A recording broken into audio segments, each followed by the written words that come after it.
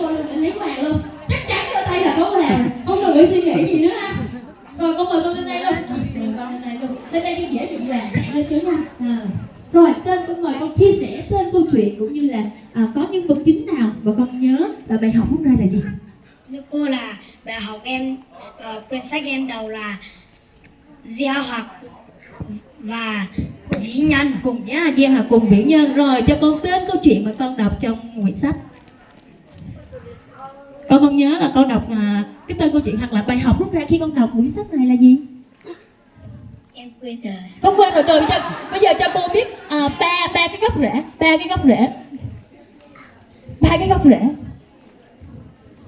Em thưa cô là trí tuệ. Chính xác. Tiếp theo đạo Và đạo.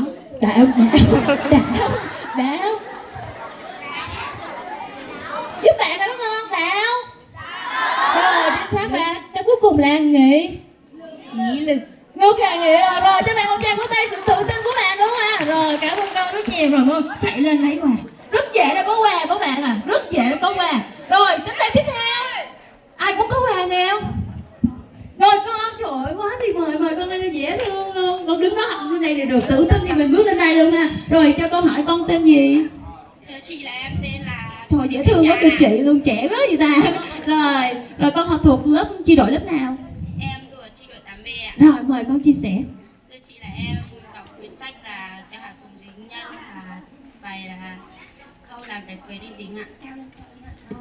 Bài học được rút ra cái câu chuyện con đọc là gì? Thưa chị là bài học rút ra là không làm để cưới linh đình và thay vì tốn kém nhiều tiền bạc thì giúp đỡ những người nghèo khó khăn. Wow, quá thì thấy gì là nó cứ lên tiền thì mình dành tiền đó để gì giúp đỡ những người có hoàn cảnh khó khăn cũng như những người nghèo. Quá thì cảm ơn con rất nhiều. Rồi mời con lên nhận quà luôn nha. Rồi bạn tiếp theo nào. Mỗi người sẽ có một cái cảm nhận riêng về mỗi câu chuyện mà mình đọc. Rồi con mời bạn.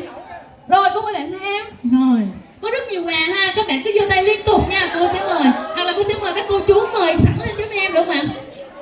Con mời các cô chú cũng nào hỗ trợ giúp em sẵn sàng rồi, khi em kêu lên một cái là cô chú đẩy người lên giúp em nha. Rồi con mời con chia sẻ.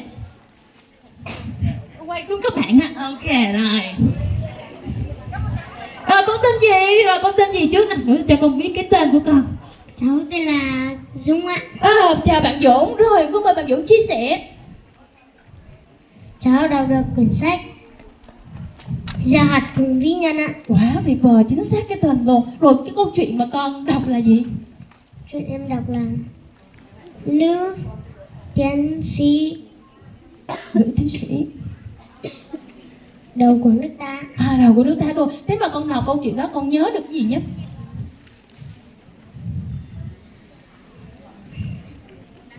Cháu nhớ được. Nhớ gì nhớ ít thôi cũng được, không cần nhớ nhiều đâu. Các bạn một tràng của tay được các bạn. Các bạn thấy mình tự tin lên. Cái sự tự tin này bạn Dũng là quá tuyệt vời luôn rồi đó. Cô thấy cái tay con rất là cao từ giờ từ nãy giờ luôn. Mà tự nhiên khi mà cô mời lên đây cứ quên hết rồi đúng không? Rồi không sao cả. Khi mà cô tặng cho con quyển sách này thì về con nghiên cứu lại các nhân vật cũng như là bài học trong những câu chuyện này nhé. Rồi cô tặng cho con một món quà vì sự tự tin của mình nè. Rồi lên những quà. Rồi cho em bạn tiếp theo ạ. Các cô chú cho em bạn tiếp theo. Nhanh cho em bạn tiếp theo ạ. Rồi lên luôn. Đấy, mình ở dưới thì mình nhớ giỏi lắm các bạn. Khi mà lên đây á thì gì? Thì sẽ bị căng thẳng một xíu nhưng không sao. Chỉ cần các bạn tự tin thôi, chia sẻ thì mình sẽ có quà. Là vậy ha. Rồi con mời con giới thiệu tên cũng như đến chi đội nào và mình chia sẻ câu chuyện mình đọc ra. Con tên gì? Con tên là Lý Thương. Thương đúng không ạ? Rồi, Thương thuộc chi đội lớp nào? Chị là em 6B. 6B. Rồi mời con chia sẻ câu chuyện mà mình đọc trong bộ sách vĩ nhân này. Gieo hạt cùng vĩ chứ. Giáo đâm thủng đùi cũng không thấy đau. Giáo đau thủng đùi nhưng mà vẫn không thấy đau. Vì sao? Thủng đùi mà tại sao không đau? Em thưa cô là vì bạn là phải có một lý do nào đó đúng không? Để có lý do gì mà giáo mà rất là sắc mà đâm vô đùi mình không đau. bạn mải lý về là lính binh. Chiến binh. Tức là sự dũng cảm đó các con. khi mà giáo đông bình thường mình người bình thường á, mình đâm vào là mình la liền à, nhưng mà gì nói lên sự dũng cảm. Rồi cảm ơn bạn chia sẻ rất nhiều và mời bạn lên nhận quà. Rồi bạn tiếp theo ạ. Bạn tiếp theo ở khu vực bên 8A nha, 8A rồi đến 9A ha, rồi 8B, rồi cuối bạn bữa cuối rồi lên chạy lên liền con. Còn thiếu chi đội nào chưa được mời ta? Như 7B sẵn sàng nha. Rồi Cháu tên cô, cháu tên Oanh. người xuống các bạn nhìn các bạn luôn nha. Cháu thuộc chi đội 8B. Trong bộ truyện cháu đọc và cháu đọc được một chuyện là nghị lực thép của vị nhạc sĩ Kiếm Thính. Và bài học rút ra của cháu là trong cuộc sống chúng ta có rất nhiều khó khăn, nhưng chúng ta cũng mạnh mẽ và nghị lực để tiến bước để chúng ta có thể phát triển bản thân. Cô yêu bảo con cái này rất hợp với mình luôn, đúng không? Quá tuyệt vời rồi. Các bạn một tràng vỗ tay đâu các bạn. Rồi cũng mời con lên nhận quà. Rồi nãy ai kêu chưa được mời ta? 7B đúng không? 7B đâu? 7B đâu rồi? 7B đâu? Rồi 7B chắc là lớp trưởng ngồi đầu bàn chắc luôn rồi nè, đúng không? Phải lớp trưởng không? Lớp khóa học nào cũng không kiếm gì lớp trưởng đâu ha. Rồi mời con chia sẻ, con quay xuống các bạn ha. Rồi Em thưa chị là em tên là Lý Phương Linh, học sinh lớp 7B ạ. rồi vào Linh. Bài câu chuyện em được đọc được là gieo hạt cùng bí nhân. Bài học là dù sao trái đất vẫn quay. Dù sao trái đất cũng quay, đúng. Bài học rút ra của mình là gì? Em thưa cô là em thưa chị là Chị ấy cũng được ha.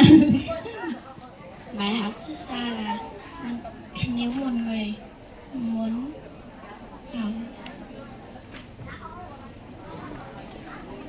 Các bạn một tràng vỗ tay đúng không ạ?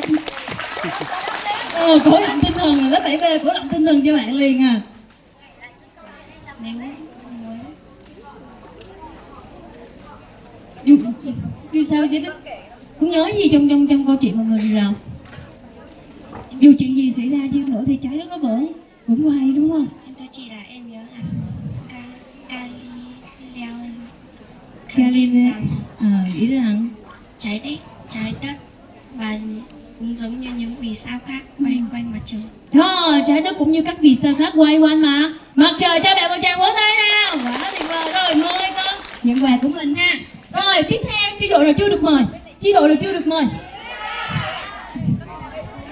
Nghệ sĩ. Rồi mời có hai bạn, một bạn nam nữa hôm nay ưu tiên luôn, mời hai bạn lên luôn, mời một bạn nam một bạn nữ. Gì giơ tay mà nút cái gì vậy? Bạn nam cuối cùng của lớp đúng rồi rơi con, mời bạn nữ luôn, mời hai bạn luôn luôn ạ. Hai bạn luôn. Trời giơ tay mà nút là sao? Rồi mời hai bạn luôn ạ. Rồi hai bạn chạy nhanh lên đi luôn ạ. Rồi mời con giới thiệu tên và câu chuyện của mình. Quay về sau các bạn. Rồi. Dạ cháu thương cô là cháu tên là Dương Văn Túc ạ. Chào Túc. Học sinh lớp 8B. Mời cô chia sẻ câu chuyện của mình đọc. Câu chuyện cháu đọc là nữ tiến sĩ đầu tiên của nước ta. Nữ tiến sĩ đầu tiên của ta, và con cũng nhớ biết cái tên của nữ tiến sĩ đầu tiên của nước ta là ai? Ôi sao bạn nghiên cứu lại ha. Rồi bài học của mình là gì? Bài học là việc học giàu hay nghèo không quan trọng, nam hay nữ không phân biệt. Việc học luôn dành cho những ai muốn học rộng mở. Ai muốn học đều dành cho mọi người, tất cả mọi người không phân biệt nam hay nữ, già hay trẻ. Việc học là dành cho tất cả mọi người. Rồi quá tuyệt vời à. Rồi mời cô lên lấy quà ha. Rồi mời bạn tiếp theo. Rồi cảm ơn con nhìn các bạn luôn. Nhìn bạn này cô. Em Có tên là gì? Em tên là Mai, học sinh lớp 9B. Câu chuyện em đọc là cốt lõi của tri thức ạ. Cốt lõi của trí thức. Vâng. Nội dung bài học rút ra của mình. Em rút ra được là nên làm những việc có đạo đức và không làm những việc trái với đạo đức lương tâm của mình. Luôn có đạo đức và không làm trái với lương tâm của mình. Rồi cảm ơn em rất là nhiều phần chia sẻ của mình. Rồi rất là dễ để có quà của các cô chú luôn các con à. Ôi ông kia vô lớp 6.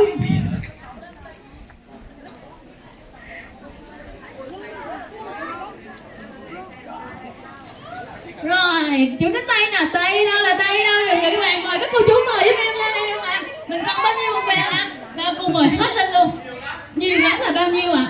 Nhiều là bao nhiêu? 30 chén 10 người ạ. Rồi đi. Rồi các cô chú xuống mời giúp em lên không ạ? Các cô chú cũng tao, các cô giáo rồi mời các bạn lên cho em 10 bạn. Bạn làm nhanh nhất, nhanh chân nhất, tự tin nhất ạ. Rồi. Rồi. Dạ. Bạn nào tự tin bước lên cho cô luôn nè, không ai mời mình tự lên luôn, không ai mời mình tự lên luôn. Rồi 1, 2, 3,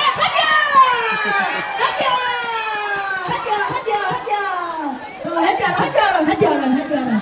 Rồi lên là tặng áo. Trời ơi tự tin quá luôn rồi, chết cái con chú luôn rồi.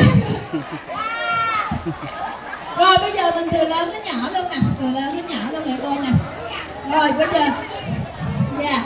Rồi bây giờ sơ nha, ai gần cô nhất, ai dễ thương nhất cô mời trước. Ok rồi, đứng yên không được về nha, không được đụng đậy, không được nhúc nhích. Rồi mời con chia sẻ đầu tiên, con tên gì? Em cháu thưa cô là cháu tên là Quang. Quang, tên cô chị của Quang là gì? Cháu thưa cô là tên câu chuyện của cháu là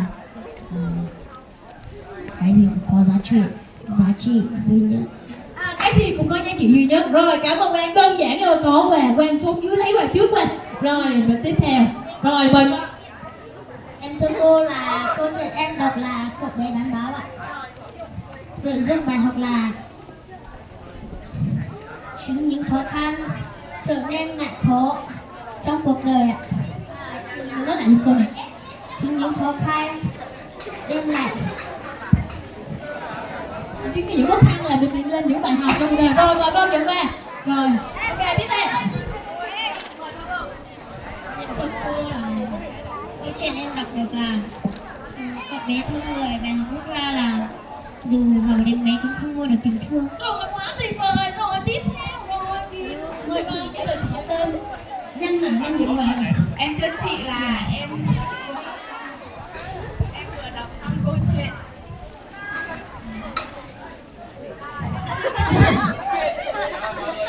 Cuộc đời có giá trị. Một cuộc đời có giá trị thì không sợ cái chết. Rồi cảm ơn tất cả các bạn rất nhiều. Rồi mời các thầy cô, mời các cô chú tặng quà, đứng yên cho cô chú tặng quà cho mình luôn nha.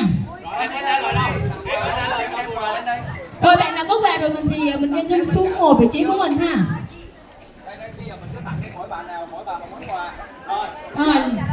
Rồi tặng thêm sách nha. Không, tặng luôn chị. Đây là những bạn rất tự tin qua những câu chuyện mà mình đã vừa đọc, nên đây là có quà. Các bạn thấy chưa? Lên là có quà rồi đó, không cần trả lời câu hỏi luôn. Rồi đây là món quà gì dành cho sự tự tin đấy.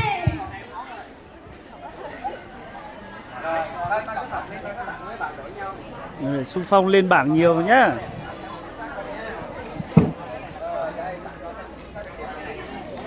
Sau khi các bạn vừa tặng quà xong, nhận quà xong thì chúng ta đến tiết mục là gì? Trao thưởng cho những bức tranh đoạt giải. Những bạn nào đã nộp tranh, những bạn nào có những tác phẩm bên đây thì các bạn chuẩn bị sẵn sàng lên nhận quà nha. Tổng cộng cô nhận về danh sách đó là 21 bạn có tên trong danh sách được đạt.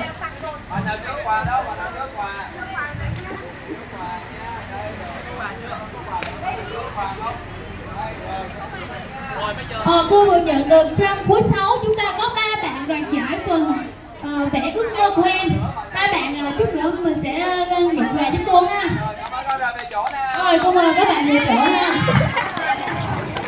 Bạn nào chút ở lên đây mà chưa có quà thì chúng mình nhận quà sau, còn nhớ nhiều quà nữa ha. Rồi cô xin mời những bạn có tên sau đây, mình sẽ lên sân khấu để mình nhận quà từ những bức tranh của mình dự thi ha. Đầu tiên là bạn Vàng Thị Hoa 6A. Thứ hai là bạn Lục Kim Loan 6B. Những bạn có tên mình nhanh chóng bước lên giúp cô ha. Thứ ba là Sùng Thị Hạnh 6B.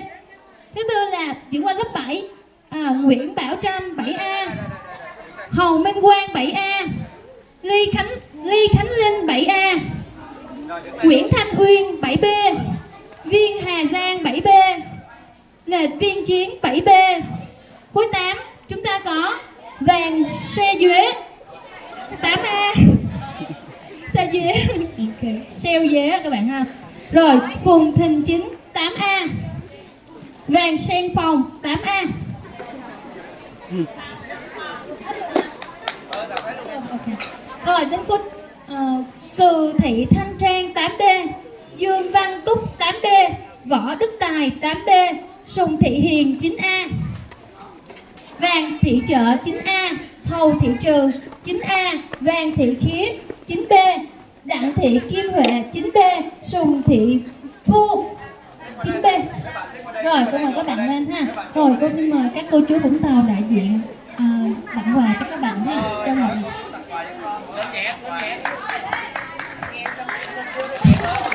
Rồi cho các cô với một tràng vỗ tay rồi ạ. Đây là những phần quà dành cho phần thưởng của các bạn trong phần vẽ tranh.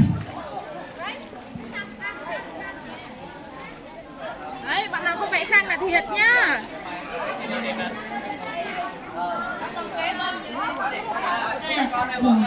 Và trong những phần quà này đặc biệt đó là có một chiếc khăn. Và chiếc khăn này á, đây là công sức của các cô chú trong đoàn tình nguyện và cũng như là các cô chú từ thiện đã tự tay đan những chiếc khăn len này để dành tặng cho các bạn cho phần thưởng này ha. Khi mà triển lãm Khánh Quang hướng miếng khăn này thì nhớ là những cái tấm lòng của các cô chú trong phần này ha. Các bạn cho một tràng vỗ tay luôn ạ. Rồi cô mời các cô chú Vũng Tàu mình đứng sau lưng các em để chụp một tấm hình lưu niệm được không ạ? Mời tất cả các cô chú luôn ạ. Đứng sát vào nhau để dính vào đi. Qua sát đứng lên chú ơi. Hai bạn này đứng sát vào nhau đi. Các con nhìn nha, nhìn chú ơi, nhìn chú áo xanh mình chụp một kiểu ảnh nhé. 1, 2, 3 này. Ok. Rồi các bạn rất mời các bạn về chỗ à. Rồi phần tiếp theo đó là phần quà của tất cả các cô chú trong cộng đồng sống tử tế tặng cho các bạn, đó là những chiếc áo ấm trong mùa đông tiếp theo của các con. Hy vọng là những chiếc áo ấm này sẽ mang tới những hơi ấm của các cô, các chú gửi tặng cho các bạn trong mùa đông giá này ha. Rồi cô mời các cô chú Vũng Tàu lên chúng ta hỗ trợ mình phải phát áo ấm cho các bạn tại chỗ luôn ạ. Bây giờ mình tặng lớp 6-7. Mọi người ơi, mình dồn qua đây mình tặng lớp 6-7 trước giúp em. Bên này, các bạn lớp 6 giơ tay lên nè. Lớp 6 đâu rồi? Lớp 6, lớp 7 bên này. Chúng ta sẽ tặng lần lượt từng khối để không có bị lộn áo nha. Rồi các bạn lớp 6, lớp 7 sẽ nhận quà trước. Sau đó là đến các anh chị lớp 8, lớp 9 nha. Các bạn cứ ngồi yên nha. Bạn nào cũng sẽ được tặng một chiếc áo ấm rất là đẹp, rất là ấm ha. Sau đó là mình còn chụp hình lưu niệm và chúng ta sẽ được liên hoan bánh kẹo nha. Ủa, không biết ăn bánh kẹo hả? Thôi lấy lại nha. Thôi cắt đem về. Chịu không, đem về hay là ăn ở đây? Có hay không? Có, đúng rồi, ok. Đợi xíu nha. Sau khi chúng ta nhận áo thì chúng ta sẽ được chúng ta chụp với nhau một cái hình lưu niệm đoàn với nhà trường với các con. Và sau đó là sẽ ăn liên hoan bánh kẹo. Ok?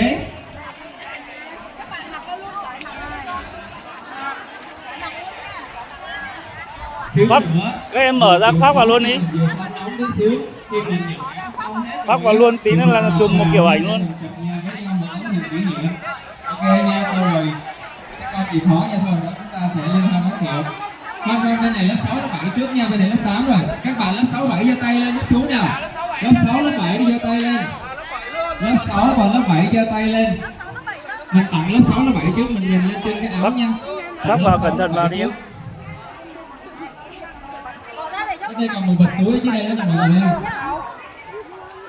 Đằng nào cũng lạnh rồi, khoác luôn. Đây còn một thùng lớp 67 bên này. Lớp 67 bên này. Đây còn một bao lớp 67. Còn ở trên đó mình nhìn ở trên bao giúp em. Hình như cái này là lớp 8 rồi. Cái này lớp mấy? Trên này lớp mấy? Ở dưới. Lớp 8, lớp 9. Rồi bây giờ mình phát mình tặng các con lớp 6, lớp 7 trước ạ. Bạn nào lớp 6, lớp 7 chưa có áo giơ tay. Lớp 6 và lớp 7 chưa có áo giơ tay, giơ cao lên nha. Cái áo này nếu mà các bạn mà không có vừa, các bạn có thể đổi nhau nhé, nhờ giáo viên. Tại vì các cô chú là đã mua đủ cái số lượng rồi. Các con nào mà mặc chặt thì có thể đổi cho bạn bè hoặc là đổi cho các em nha. Bạn nào lớp lớn nhưng mà mặc áo nhỏ thì đổi cho các em. Mà các em nào mà nhỏ nhưng mặc áo lớn thì lại đổi cho anh chị. Dạ. Để tụi em tặng xong rồi các bạn mặc luôn một lượt, chứ bây giờ mặc liền chứ 5-10 phút thì nó nóng. Ta tặng hết một lượt đã xong rồi ta mặc lên. Bạn nào mà không sợ nóng thì mặc liền luôn, thử liền. Nếu mà chặt thì mình còn đổi. Lớp 6, lớp 7, lớp 6, lớp 7 giơ tay nè. Bạn nào lớp 6, lớp 7 chưa có áo giơ tay. 67 ở phía sau anh chị ơi, ở phía sau. Rồi bây giờ đến lượt là 89 là mặc cùng một số. 67, bạn nào chưa có áo nó giơ tay.